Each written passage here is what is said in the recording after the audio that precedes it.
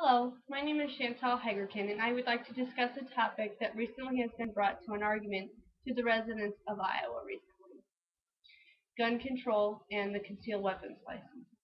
The concealed weapons license will go into effect to January 1st of the year 2011.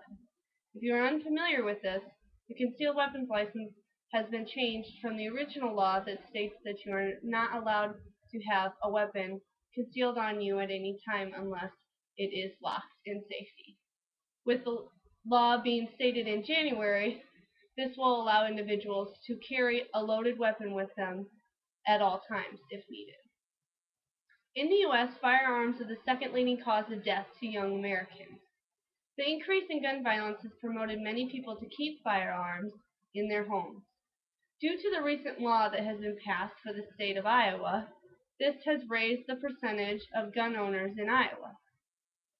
Is this a good thing, you may be asking yourself? Well, according to the United States statistics, 31 states with the shall issue law have a 24% lower violence rate of crime rate, a 19% lower murder percentage rate, and a 39% lower robbery rate than the remaining states that forbid the concealed weapons license. The topic of gun control have received a lot of criticism due to the new law being issued.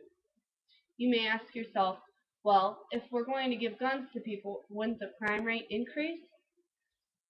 Unfortunately, bringing guns into your home is dangerous and risky, but more restrictions on gun control will only remove guns from the wrong people, which will be restricting law-abiding citizens. I have with me a few facts that I'd like to share with you in regards to the gun law. First, a gun is most effective defense against rape. When it comes to women, women are armed with a gun or knife in attempted rape and 10 times less likely to be completed, says the Department of Justice. There are believed to be 800 on up to 2.5 million defenses used of guns defensively each year.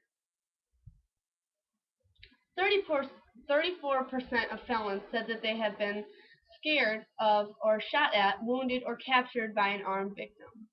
40% of these criminals admitted that they had been deterred from committing a crime out of fear that the potential victim was armed. According to Josh Sherman, Executive Director of Violence Policy Center, we know in the District of Columbia, where we have banned handguns, that if you minimize the number of handguns, you are going to less shooting and pretty simple, straightforward concept. Washington, D.C. enacted a virtual ban on handguns in 1976. Between 1976 and 1991, Washington, D.C.'s homicide rate rose 200%, while the U.S. rate rose 12%. With the concealed weapons license, this will allow people to protect themselves and their families in their homes. Although I don't agree with guns being used in a home, I have discussed this with family members as well as friends in regards to the safety of guns. For my visual aid, we personally here in our home do have a gun. My fiance is licensed and has taken the classes as well as has a license for his firearm. To show to you how a weapon should be concealed in a home, this is the case that he has locked at all times, which shows his gun as well as the ammunition separated for safety reasons. Guns are a scary thing, and people are not always keen to agreeing with them. But we also need to understand that the guns in the wrong hands are much worse.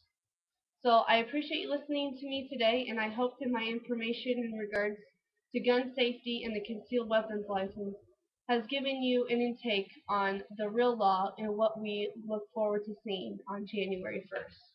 Thank you.